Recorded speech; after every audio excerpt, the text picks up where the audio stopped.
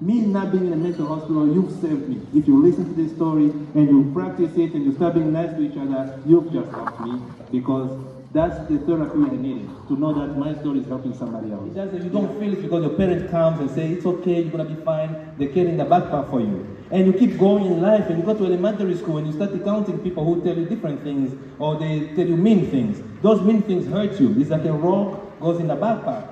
The backpack gets heavy because when you get home, you tell your parents that those people were mean to me. And the parents tell you things gonna be okay. They carry the backpack for you. You go to middle school and you start insulting each other and using bad words to each other, treating each other bad and creating your own group and discriminating each other. If I get arrested and do something bad, they don't have to call my parents to come pick me up.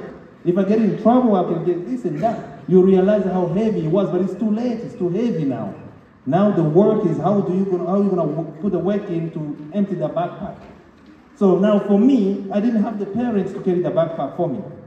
My whole story, as I tell you, I was carrying the backpack by myself. As I was young, it was so heavy. It was heavy when I was about to be killed. It was heavy when I was fighting snakes. It was heavy when I was crossing borders. It was heavy when I was picking dead bodies on the street and all of this. That backpack was so heavy.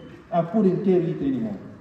So coming to America was my one chance. I knew finally, I'm gonna put this back on the side. There's no fighting. I'm gonna get a job. I'm gonna have a house. I can work. I can work 10 jobs. Now I'm free.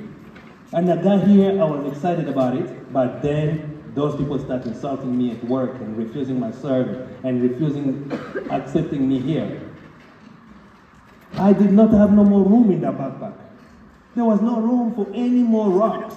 So the moment that started happening to me, the moment more insult went into my backpack, I couldn't carry it anymore and I fell down. And I had a nervous breakdown. And I ended up in St. Luke's mental hospital clinic. 1 week later in the clinic, I woke up and everybody around me is been medicated and everybody around me don't know what day of the week it is. I refused service. I refused to take medication. I didn't want to look like that. I didn't want to be put to that because I knew why I was there. I was there because nobody was there to empty my backpack. People fill it up. So I came out of that without going through medication. I went through therapy and stuff. I went to church. I started working with YMCA. And I started finding the ways I can empty the backpack by myself.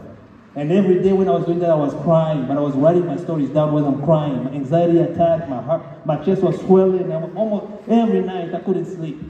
But finally, I found a place where me and all my rocks in that backpack, all my story, we were in one place. And I could tell my story without crying anymore, without feeling the pain anymore. And that's when I realized that